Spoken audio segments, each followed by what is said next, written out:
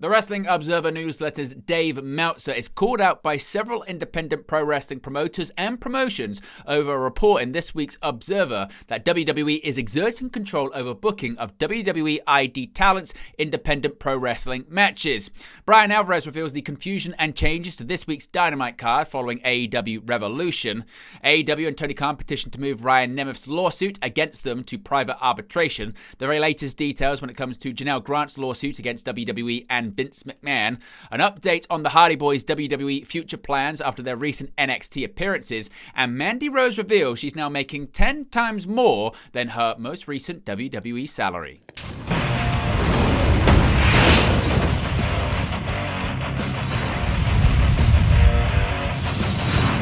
Hey guys, welcome back to Wrestling News 365. Hope everyone is doing very well. As always, there are plenty of news stories to get into in the world of professional wrestling. Let's begin with, once again, Dave Meltzer being called out for some of his reporting in the Wrestling Observer newsletter. Now, according to Meltzer, WWE are in control of the booking of WWE ID talents when they wrestle on the independent wrestling scene. Meltzer reported in Friday's Wrestling Observer newsletter that Gabe Sapolsky, a key figure in the WWE ID program and the booker of WWE Evolve, puts matches involving WWE ID talents at independent shows together and gives the script to the indie promoter, ultimately interfering in the indie promotion's independence to book match results on their own event. When it comes to booking WWE ID talents on a show, according to Meltzer, their fee is paid by the indie promoter and the promotion can push that wrestler is from WWE. The corporation will cover the travel costs of the talent with a stipend, and the indie promoter will pay the difference if the travel costs exceed the stipend. WWE launched the WWE ID program in late 2024, and it is designed to provide a pathway for independent wrestlers to join WWE as talents are designated as WWE ID prospects. Several wrestling schools owned by WWE personalities have also been given WWE ID designation. Now, WWE ID championships were recently created, although the inaugural champions have yet to be determined. So that was what Meltzer reported in this week's Observer. But very quickly, several independent wrestling promoters and promotions came out to dispute what Meltzer was saying. The first being Brett Lauderdale, the owner, booker, head of creative when it comes to Game Changer Wrestling, GCW. This is what he had to say on social media. He quote tweeted WrestlePurist aggregation of Meltzer's reports and said, quote, "My experience with WWE ID, 1, Gabe doesn't put the matches together. 2, I've never seen or heard of a script. 3, we are allowed to push WWE ID on talent announcements, but we don't. Not aware of any travel stipend or travel share, but that would be cool." Now, someone else responded to Brett Lauderdale saying, quote, "Do they have a say if they go over or not, or is it up to your discretion?" He said, quote, "No, there has never been any discussion about winning/losing, and they've never asked, dictated, request, or solicited anything when it pertains to WWE ID talent. There is also no distinction or separate rules for ID versus ID matches." Now, this was corroborated and backed up by Defy Wrestling, who said Brett is spot on, once again confirming that they've had the exact same experience as GCW has, contradicting Meltzer's original reporting. Now let's talk about Tony Khan and possible changes to this week's edition of AEW Dynamite. Many looked at this week's edition of AEW Dynamite and said it felt quite flat compared to a very newsworthy and noteworthy AEW Revolution pay-per-view this past weekend. In addition, the show was very promo-heavy, and it actually, going into the show, only featured 2 announced segments, which were both talking segments, and no matches being officially announced going in. The reason why is because, according to Brian Alvarez, there are some rumors suggesting that an entirely different card had been put together, but coming out of Revolution, that entire card was scrapped for several reasons. Here's what he had to say. Dynamite last night. Mm-hmm. What did you think of that show? It was about a quarter stick. It really wasn't that big of a boom. No. Really wasn't. I was thinking about this. So, I don't know, man. Oh, boy. Go ahead. Just get it out. This is cathartic. Consider radio. the source. Oh, boy. No, Dave was talking on, I don't know what day it was, but there were like a lot of people did crazy stuff at the pay-per-views, you're well aware. The Monday after, yes. And there was like 2 segments announced for the show, and neither of them involved wrestling. And Dave said, well, you know, they had a whole card, but now they gotta make sure that everyone's available for Wednesday. And it's like they had a whole card. But now they got to make sure that everybody is available for Wednesday. And all I know is a couple of things. First off,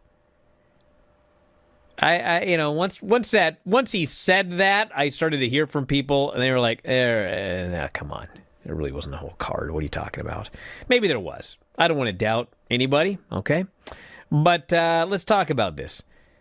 If you had a whole card for Wednesday, and so many people were beat up after that pay-per-view, that you had to start over from scratch, well, maybe we need to start talking about what we're letting everybody do at these pay-per-views, right? That would be one Is that of the just things, me? Yes, it might be, yeah. That seems crazy. We had a whole card for a TV show Wednesday, but so many people were damaged to the pay-per-view that we had to start over again from scratch. Okay. All right. And we'll Now, let's get more details when it comes to the Ryan Nemeth lawsuit involving AEW Tony Khan and CM Punk. AEW President Tony Khan and AEW filed a petition on Friday in the U.S. District Court in the Middle District of Florida seeking to compel Ryan Nemeth into arbitration. The news was first reported by Brandon Thurston of Post Wrestling. From Post, quote, in the petition, AEW and Khan contend that Nemeth's claims should be adjudicated through private arbitration rather than in public in court. The petition states that Nemeth signed 3 contracts with the wrestling company dated March 1st, 2021, January 17th, 2022, and March 1st, 2023.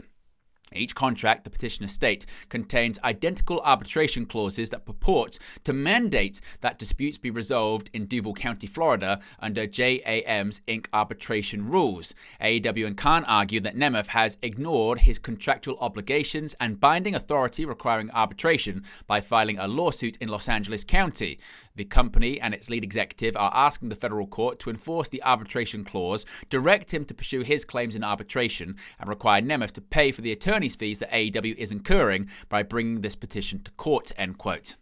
Now, Nemeth filed a lawsuit in February alleging that it was assault, breach of contract, breach of implied convent of good faith and fair dealing, and intentional interference with prospective advantage. We get any more details on that, we'll let you know in an upcoming video. Now, an update here when it comes to the Janelle Grant lawsuit involved with Vince McMahon, WWE, and others. Janelle Grant's legal team filed the latest argument as to whether or not her amended complaint against Vince McMahon, John Laurinaitis, and WWE should be accepted by the District Court of Connecticut. Grant's attorneys filed the amended complaint on January 31st with further details and accounts of her alleged trafficking and assault at the hands of McMahon and John Laurinaitis, as well as formally identifying Brock Lesnar and his alleged solicitation of McMahon's trafficking of Grant. The defendants unanimously objected to the new complaint in the week since, with the key arguments being that Grant has added new things to the lawsuit that weren't disclosed initially, and a call for the new claims to be stricken from the record. It was also argued that Grant had been manipulating the court docket system for media coverage, leading to prejudice against McMahon and harm to his reputation, and that the inclusions of the SEC investigation and Dr. Carlin Kolker were irrelevant to the case at hand. On Monday, Grant's attorneys filed their argument that she had moved to amend her complaint to, quote, describe with greater particularity of the horrific sexual, physical, and emotional abuse she experienced at the hands of the defendants, and to, quote, describe the predatory and dangerously coercive environment at WWE, end quote. It was further argued that she is seeking to inform the court of material and factual developments that occurred throughout the stay. Quote, these are all proper purposes for Grant to amend her pleading under the federal rules of civil procedure, and the resumption of this case is a proper time to amend, and Callis, Grant's attorney, wrote. Quote, defendants are not entitled to take a red pencil to the complaint and suppress damaging facts. Defendants' gripes and grievances are not legally cognizable objections that should prevent the court from the benefit of an amended complaint that clarifies key issues and brings the facts up to date to account for the lengthy stay which plaintiff did not initiate, end quote. Now we have an update here on the Hardy Boys and their future in WWE.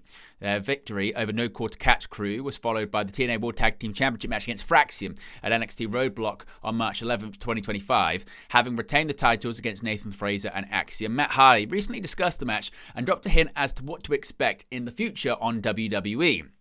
Speaking on The Extreme Life of Matt Hardy, Matt noted that while their run with WWE NXT is over for the time being, he and Jeff have stuff scheduled with WWE later down the road. Matt explained, quote, "Yes, I do think we would want to run it back with Fraxium. As of right now, our little run with NXT is wrapped. We do have some stuff in our schedule to do with WWE a little later down the road. Nothing specifically with NXT yet, but just stuff. I'm going to leave it at that right now. We have stuff lined up with WWE. So the TNA wrestling star would discuss the skills Fraxium bring to the ring, saying, quote, "I think they have really good instincts for being younger guys. They are both so fast. Jeff and I, we said in our post-show promos, because WWE interviewed us specifically for one, a WWE camera, and then there was a social media camera. We did a couple of promos there. I mean, that's one thing we both said over and over. The speed when they ran out, and those dives were just jaw-dropping. It was explosive. So those guys move, they move really, really fast. Every time they moved in the ring, they were so fast, so those guys were flying,